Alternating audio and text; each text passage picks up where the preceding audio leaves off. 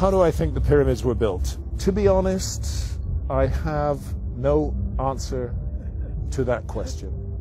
And anybody who tells you that he or she knows how the pyramids were built are not telling the truth, because we don't know. We don't know. The Great Pyramid contains a number of mysteries. The Great Pyramid, first of all, is very big. The Great Pyramid weighs 6 million tons. We can calculate that from its mass. It weighs 6 million tons. Its footprint is 13 acres. It's more than 750 feet along each side. It's 481 feet tall. More than 2.5 million individual blocks of stone were used in its construction. But it's not just big, it's really, really precise. The Great Pyramid is locked in to the cardinal dimensions of our planet. The Great Pyramid is targeted on true north, within 3/60ths of a single degree. Now, no modern builder would create a large building and add onto his or her shoulders the additional burden of aligning it to true north within a fraction of a single degree. They just wouldn't get it. They wouldn't understand why it was important to do that. But something drove the builders of the Great Pyramid to go to a very great additional trouble, not only to create this massive, imposing monument, but also to lock it on to true north. And then other things, to incorporate into its dimensions the dimensions of our planet. I don't want to get too numerical or possibly even boring here, but if you take the height of the Great Pyramid and multiply it by 43,200, you get the polar radius of the Earth. And if you measure the base perimeter of the Great Pyramid accurately and multiply that measurement by 43,200, you get the equatorial circumference of the Earth.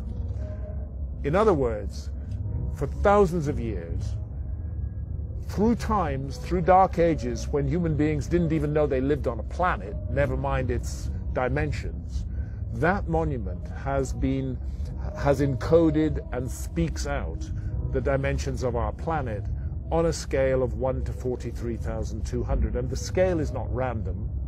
The number 43,200 is derived from a key motion of the Earth, which is called the precession of the Earth's axis. The Earth wobbles on its axis very slowly at the rate of 1 degree every 72 years.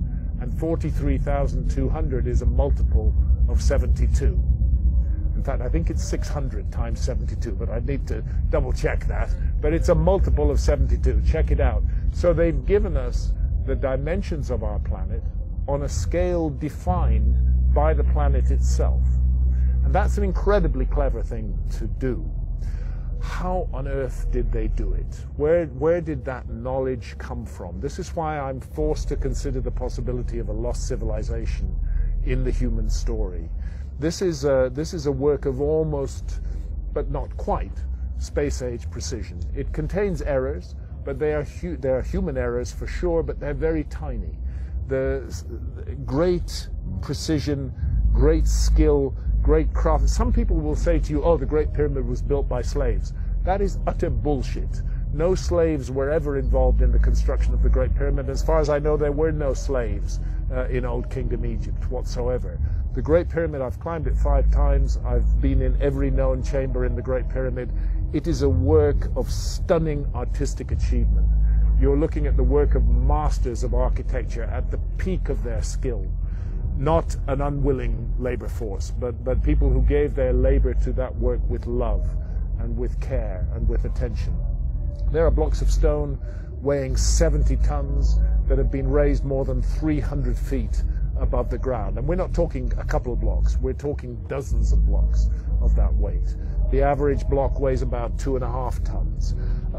It's the moving of those huge blocks of stone, their arrangement into a high precision monument, and the achievement of actually doing it, because you know if you make a small mistake at the base, by the time you get to the summit of your 480 1-foot-high pyramid, you don't have a pyramid, you have a corkscrew. You know?